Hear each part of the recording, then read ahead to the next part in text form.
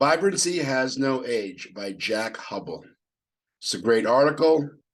Taught me a lot about no birth, no death, no time, no age. Vibrancy Has No Age by Jack Hubbell. Go to JSH and check it out. Life is eternal. We should find this out and begin the demonstration thereof. Life and goodness are immortal.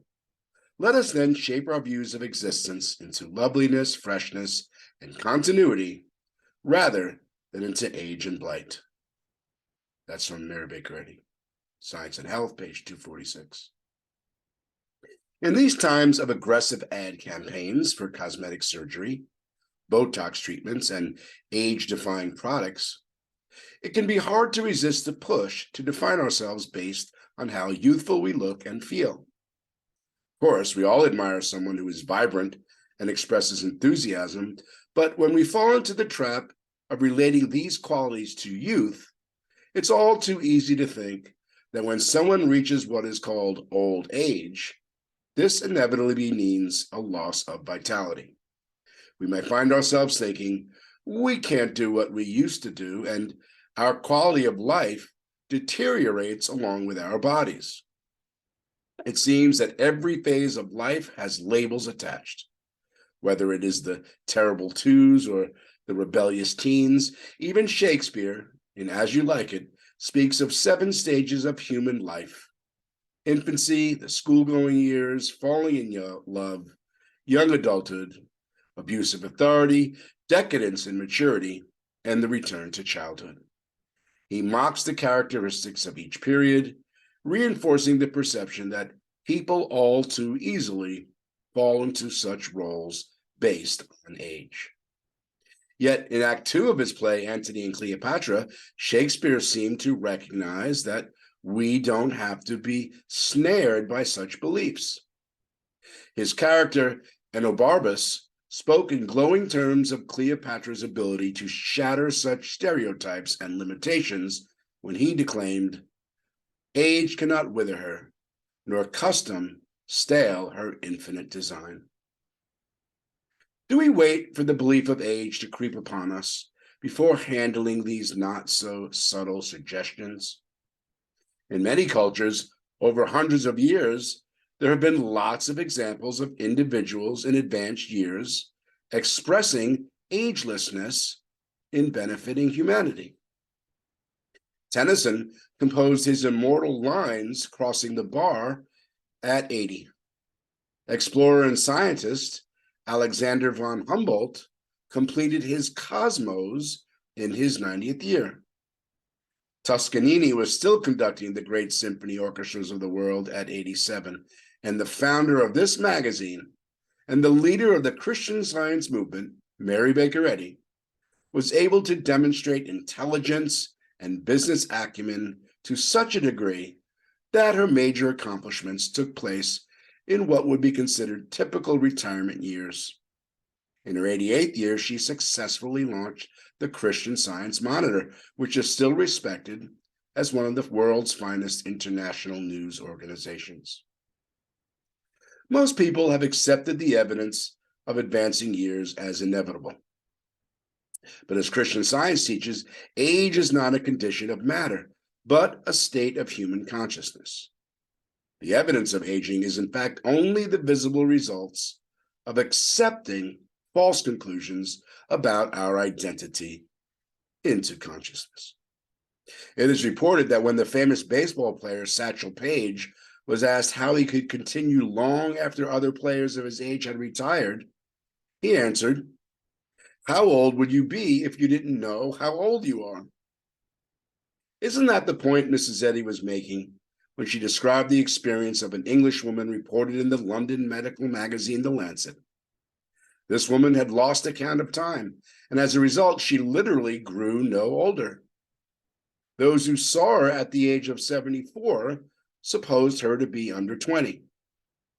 Mrs. Eddy wrote, "The bodily results of her belief that she was young manifested the influence of such a belief. She could not age while believing herself young, for the mental state governed the physical." Mrs. Eddy continued, the primary of that illustration makes it plain that decrepitude is not according to law, nor is it a necessity of nature, but an illusion. That's Science and Health, page 245.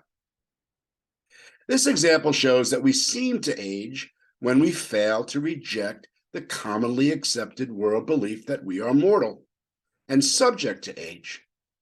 But this merely represents the supposition of many different minds believing falsely. Absolute reality is not what the world believes, but what God knows. What appears as the world belief, or what is termed animal magnetism in Science and Health, is a lie about God, the one divine mind. Animal magnetism cannot be a cause. It is only a term used to indicate a suppositional cause opposed to God. It can only seem to be a cause if we accept its false suggestions. Mrs. Eddy explained that animal magnetism or hypnotism is the specific term for error or mortal mind. It is the false belief that mind is in matter and is both evil and good. That evil is as real as good and more powerful. This belief has not one quality of truth. That's Science and Health, page 103. If one agrees with the false belief that the passage of time has an adverse effect on our physical appearance, then one grows old as a result. Again, the evidence of aging is only a manifestation of a false suggestion taken into consciousness. Everything that exists is a state of consciousness. And since God is mind, and is our mind by reflection, there can be nothing outside of this mind. Mortals see their own thoughts and are responsible for what they see. This gives them the freedom and power to correct their thinking or destroy what they see wrongly. Science and Health warns us about ignoring the limiting concepts of aging. It says, the acute belief of physical life comes on at a remote period and is not so disastrous as the chronic belief. That's page 247. Why? Because the day-by-day acceptance of aging tends to be tolerated until we reach advancing years. Then the chronic belief is more disastrous because it is the continual acceptance of an aging body. Should we wait for the belief of age to creep upon us before handling these not-so-subtle suggestions? No. We cannot postpone dealing with age. Even young people need to claim their freedom from any limitations of age. For instance, certain sports, such as gymnastics, maintain that you reach your peak in your teens. How often do sports announcers discuss an athlete's age and the impact it has on his or her performance? And how easily we allow such ideas to sneak into our human consciousness. Instead, we should be heartened by Mrs. Eddy's assurance that the deformities and infirmities said to be inevitable results of age under the opposite mental impressions disappear. That's from the Journal of Christian Science, August 2nd, 1884. We cannot wait until we are confronted with acute evidence of aging before we refute it. Rather, we must be alert to deny it whenever and however it presents itself. Like a mental assassin, it attempts to work stealthily to limit people of all ages. Instead, it must be dealt with right now. Recently, I wanted to buy a pair of new parabolic skis. And then the thought came, why bother?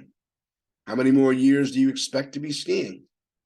But I quickly recognized that if I accepted this suggestion, it could become a chronic belief of increased limited activity. I took a firm mental stand, backed by prayer. I purchased the skis, and I'm having a lot of fun with them. Although some seniors might rejoice in the discounts and other perks they enjoy when they reach retirement age, just as some teenagers can't wait for the perks associated with driver's licenses, for example, it's important to remain vigilant at each stage of life. If we accept the perks based on age, what about the downsides? Do we ignore them?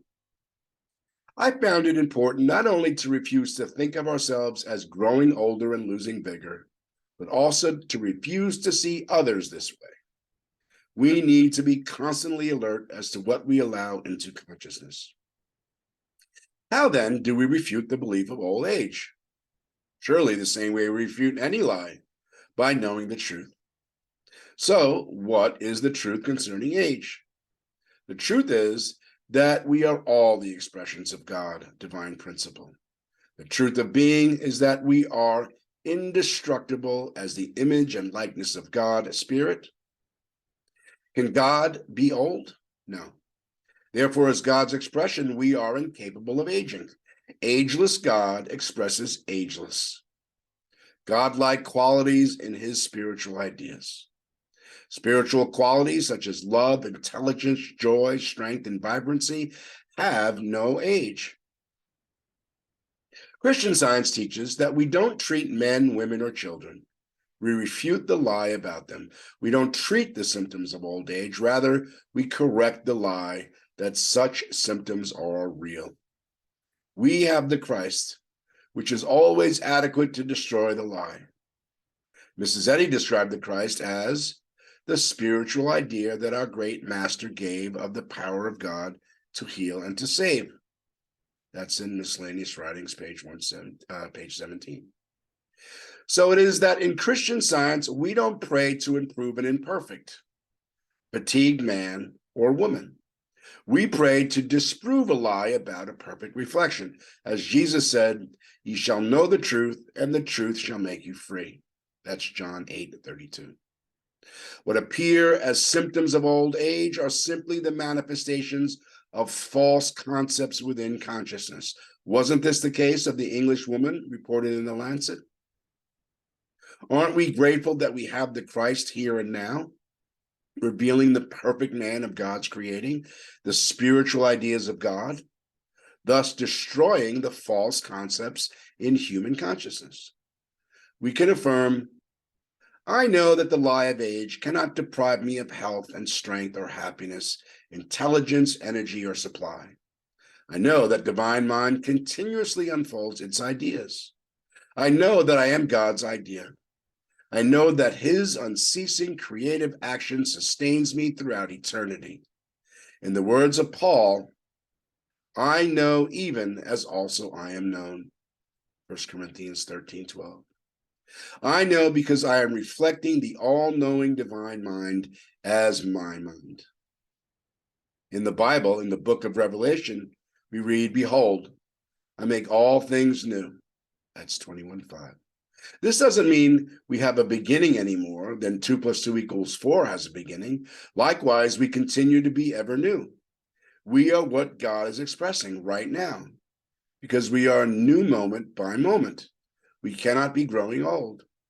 The mathematical principle 2 + 2 = 4 doesn't deteriorate with age.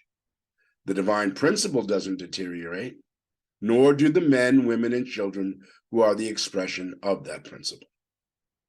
Vibrancy, vitality, stamina, and strength are spiritual qualities that have nothing to do with the passage of time. Every quality of God is, by reflection, a quality of those who express him.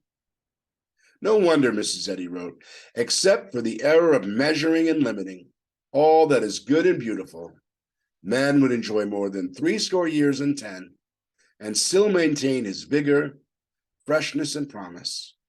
Man, governed by immortal mind, is always beautiful and grand.